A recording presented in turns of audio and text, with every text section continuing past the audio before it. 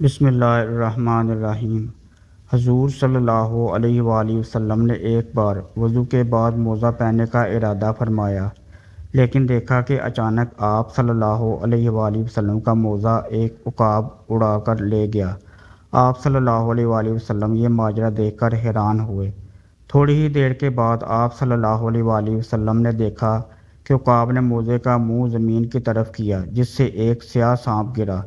اس عمل کے بعد عقاب نے موزہ حضور صلی اللہ علیہ وآلہ وسلم کی خدمت میں پیش کر کے عرض کیا، یا رسول اللہ صلی اللہ علیہ وآلہ وسلم، میں نے اسی ضرورت سے گستاخی کی تھی کہ اس کے اندر سانپ گھسا ہوا تھا۔ مجھے اللہ تعالیٰ نے آپ صلی اللہ علیہ وآلہ وسلم کی حفاظت پر مأمور فرمایا، ورنہ میری کیا مجال تھی کہ آپ صلی اللہ علیہ وآلہ وسلم کہ حضور ایسی بے ادبی کرتا۔ حضور صلی اللہ علیہ وآلہ وسلم نے اللہ تعالیٰ کا شکر ادا کیا اور فرمایا، ہم نے جس حادثے کو باعث صدمہ سمجھا وہ دراصل باعث رحمت تھا۔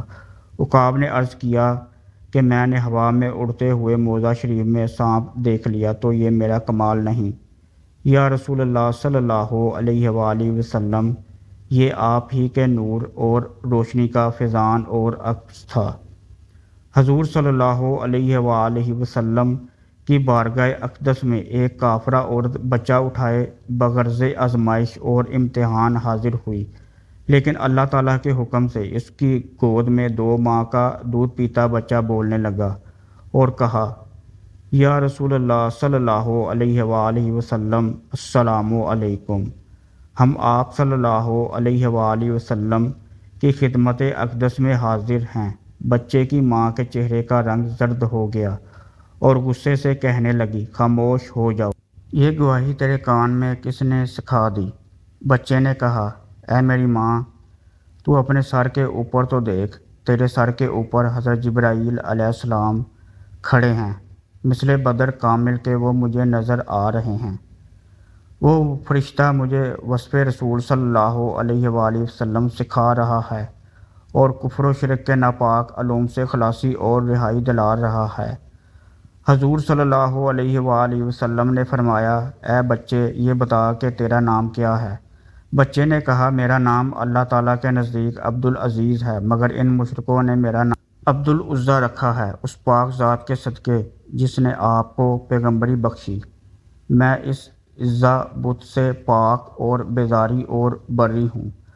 حضور صلی اللہ علیہ وآلہ وسلم نے جب مسجد نبوی بنائی تو اس میں منبر نہیں تھا۔ مسجد کے اندر کھجور کا ایک تنا تھا، اس کے ساتھ ٹیک لگا کر آپ صلی اللہ علیہ وآلہ وسلم خطبہ دیا کرتے تھے۔ کچھ عرصے کے بعد ایک صحابی حضرت تمیم داری رضی اللہ تعالیٰ عنہ نے عرض کیا، یا رسول اللہ صلی اللہ علیہ وآلہ وسلم، اگر اجازت دیں تو ایک منبر بنا لیا جائے۔ آپ صلی اللہ علیہ وآلہ وسلم نے اجازت دے دی، چنانچہ ایک منبر بنا لیا گیا۔ اگلی دفعہ جب خطبہ دینے کا وقت آیا تو آپ صلی اللہ علیہ وآلہ وسلم منبر پر کھڑے ہو گئے اور خطبہ دینا شروع کر دیا۔ تھوڑی دیر کے بعد کھجور کے اس تنے میں سے اس طرح رونے کی آواز آنے لگی جیسے کوئی بچہ بلک بلک کر روتا ہے۔ سب لوگوں نے حیران ہو کر اس تنے کو دیکھا۔ حضور اکرم صلی اللہ علیہ وآلہ وسلم اس منبر سے نیچے اترے اور کھجور کے تنے کے قریب گئے، اس کے اوپر دست شفقت رکھا اور اس کو دلاسا دیا۔